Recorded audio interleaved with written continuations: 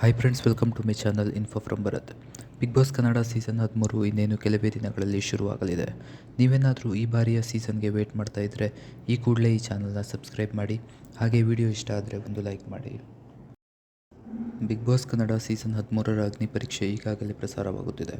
ಒಟ್ಟು 60 ಜನ ಜನಸಾಮಾನ್ಯರು ಈ ಅಗ್ನಿ ಪರೀಕ್ಷೆಯಲ್ಲಿ ಭಾಗಿಯಾಗಿದ್ದು, ಕೆಲವು ಮಂದಿ ಎರಡನೇ ಸುತ್ತಿಗೆ ಕಾಲಿಡಲಿದ್ದಾರೆ. ಜಡ್ಜ್ಗಳನ್ನು ಇಂಪ್ರೆಸ್ ಮಾಡಿ ಎರಡನೇ ಸುತ್ತಿಗೆ ಕಾಲಿಡುವ ಸ್ಪರ್ಧಿಗೆ ಒಂದು ದೊಡ್ಡ ಶಾಕ್ ಕಾದಿದೆ. ಯಾಕೆಂದರೆ ಎರಡನೇ ಸುತ್ತಿನಲ್ಲಿ ಜಡ್ಜ್ಗಳಾದ ಸಂಗೀತಾ ಶೃಂಗೇರಿ, ವಿನಯ್ ಗೌಡ, ಶ್ರುತಿ ಹಾಗೂ ಚಂದನ್ ಶೆಟ್ಟಿ ಯಾರೂ ಇರೋದಿಲ್ಲ. ಎರಡನೇ ಸುತ್ತಿನ ಜಡ್ಜ್ ಎಂದರೆ ಅದು ವೀಕ್ಷಕರು. ಹೌದು, ಮೊದಲನೇ ಸುತ್ತಿನಿಂದ ಎರಡನೇ ಸುತ್ತಿಗೆ ಆಯ್ಕೆಯಾದ ಸ್ಪರ್ಧಿಗಳು ವೀಕ್ಷಕರ ಮೊರೆ ಹೋಗಬೇಕಿದೆ.